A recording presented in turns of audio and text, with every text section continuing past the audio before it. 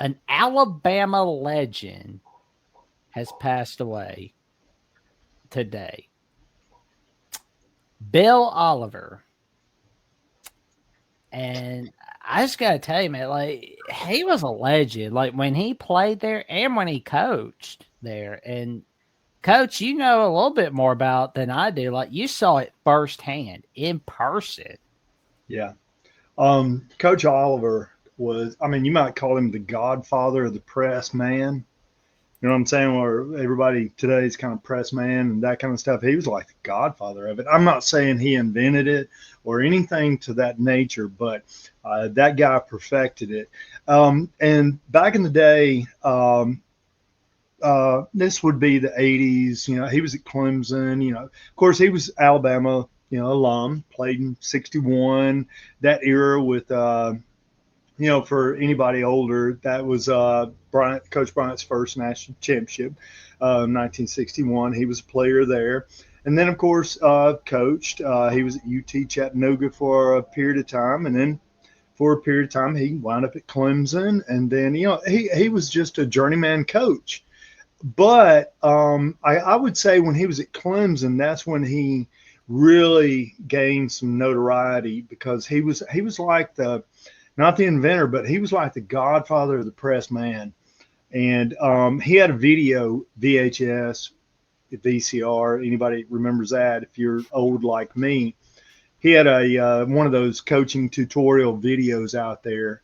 And I don't know how much money he made off of it, but I don't know too many coaches back in the late 80s, early 90s that did not have that video and would sit there and study and learn from him. And then, of course, he came back to Alabama and with Coach Stallings, and obviously great job in the secondary, George Teague, and all those defensive backs back then. And eventually became the defensive coordinator. And I don't know what was going on with the turmoil back then in the mid '90s. That's when Alabama went into the funk. But supposedly he was supposed to be the coach that would replace Coach Stallings. Didn't happen. And he wound up leaving, wound up at Auburn. There you go with Terry Bowden, that kind of stuff. Wound up being interim head coach at Auburn. And I don't know. I guess it was too much animus against his University of Alabama roots that they did not promote him to head coach. They wound up hiring Tommy Tuberville to be the head coach. And as far as I remember, Coach Oliver quit. He just done. He had made his mark. He had proven he probably deserved better. Well, I know he deserved a lot better treatment than what he actually received from both Auburn and Alabama. Yeah. I know he wanted, he's Alabama, state Alabama, Hall of Fame member and stuff like that. But to be honest with you, that guy he was incredible. He was a great defense coordinator, and he was a godfather of the press man. Anybody my age, and we had those videos back then, and if you wanted to technique and learn what he was teaching, and you were like, wow, this guy knows what he's doing. So he was the man. He was the godfather of the press man, and everybody's been doing that ever since. So he deserves a lot of love. And I think he was around 85, and Yeah. I hated to hear that today because he was genuinely a good guy, deserved a lot better treatment than what he received. Yeah, because it was like you mentioned that he got a bad break from Bama, and it was like Mike DeBose replacing Gene Stahl. I was like, ugh, that's just not right. Yeah, I got to study more what was going on. And you talked to Feinbaum, dig him about what bring it back and let's figure out. I'd like to know a little more insight with regard to what was going on, the politics back then. Whenever you talk to bring up Brother Oliver. Everybody called him Brother Oliver. Yeah, that's what I saw today. Yeah, Brother Oliver. And bring him up. I'm sure Feinbaum's got a lot to say with regard to what was going on at that period of time but I think he got thrown under the bus, and I don't know. I mean, back then there was too much politics in sports. I mean, as far as coaching, too much. People want power and that kind of stuff. Well, I mean, it never ends. It's still that way today. I'm not being foolish with regard to what I'm saying, but that was at the apex, and it killed Alabama for about 10 years because they had some power brokers in there that would just screwing the whole deal up. But yeah, bring up Brother Oliver to old Coach Feinbaum when you get a chance. He'll have a lot to say. Oh yeah, I mean, because it's like next time I call Ed, which will probably be sometime tomorrow, or or probably around like Thursday, Friday, like something like that.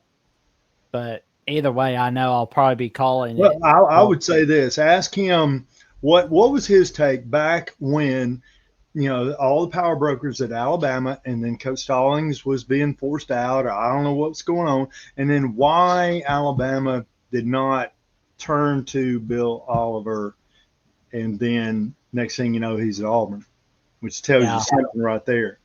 Somebody pissed him off. yeah, because it was just like Oliver, he was a good dude. The boss, he Hmm. he was a perv. Yeah. Well, I'm gonna tell you what, Bill Oliver, I call him the godfather of the press man. Corners and safeties, coverage. I mean, that guy was a godfather of the press man. He was the guy. Everybody had that video. I don't know how much money he made off of, but he made a bunch because all of us were watching and listening and studying. And he was at Clemson when he made that video too. And Yeah. then he came to Alabama, and look what happened. Uh-huh. So anyway, But yeah, it's good a man, le- good man. I hated that today. Good man. a legend will be missed, Yeah, but not forgotten. no. It's like nobody in Tuscaloosa. It needs to be appreciated a lot freaking more than he is. Yeah, because I mean, because like he was a part of the national title squads from the Oh yeah, 60s, 70s, 1992. Boom. oh yeah. That's Brother Yeah. Oliver, Coach Well, Oliver. and for those that are like scrolling through YouTube, you can find the Alabama Football National Championship VHS from Keith Jackson, although it's not VHS, but you can find it. And instead of it having like the 20s, like one video being the 20s, 30s, 40s, and the other being the 60s, 70s, you'll find where it has like all 12 of the national titles at that time when this video was made. And you'll find the 60s, 70s part of it where you see like Bill Oliver talking. And he was talking about what it was like being teammates with Pat Trammell and what it was like playing for Coach Bryant. And he also gives his take on when the goal line stand was happening in 1979 in the Yeah, 79 Sugar Bowl.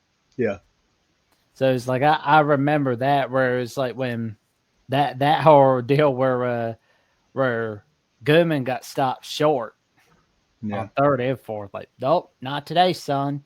yeah.